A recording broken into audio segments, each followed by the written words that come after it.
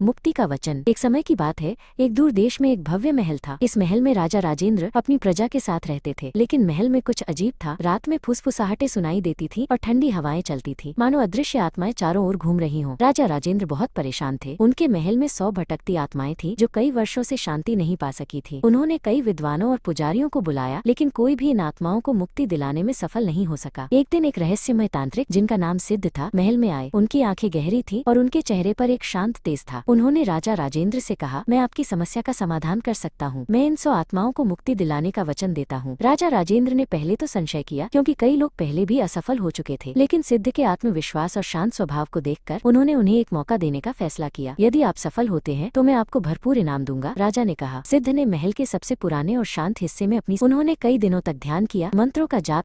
महल में एक अजीब सी शांति छा गई जो पहले कभी महसूस नहीं की गई थी। रात के समय जब सिद्ध अपनी साधना में लीन थे तो महल के कोने कोने से हल्की रोशनी निकलने लगी। ये उन आत्माओं की रोशनी थी जो अब मुक्ति की ओर बढ़ रही थीं। राजा राजेंद्र और उनके दरबारी दूर से ये दृश्य देख रहे थे। एक एक करके 100 आत्माएं सिद्ध की साधना के प्रभाव से मुक्त होने लगी। वे धीरे धीरे ऊपर की ओर उठने लगी, जैसे वे आकाश की ओर जा रही हों। महल अब हल्का और शांत महसूस हो रहा था। सुबह होते होते महल पूरी तरह से आत्माओं से मुक्त हो चुका था। अब कोई फुसफुसाहट नहीं थी, कोई ठंडी हवा नहीं थी। महल में एक नई ऊर्जा और शांति का। सिद्ध ने अपनी आंखें खोली और राजा राजेंद्र की ओर देखा। राजा राजेंद्र ने सिद्ध को धन्यवाद दिया और उन्हें सबसे बड़ा इनाम देने की पेशकश की, लेकिन सिद्ध ने विनम्रता से मना कर दिया। मेरा इनाम तो इन आत्माओं की शांति और आपके महल की खुशहाली है महाराज, उन्होंने कहा। सिद्ध अपनी यात्रा और राजा राजेंद्र ने अपने महल में शांति और समृद्धि के साथ शासन किया। महल अब केवल पत्थरों का ढांचा नहीं था, बल्कि एक खुशहाल और जीवंत घर था जहाँ 100 आत्माओं को मुक्ति मिली थी।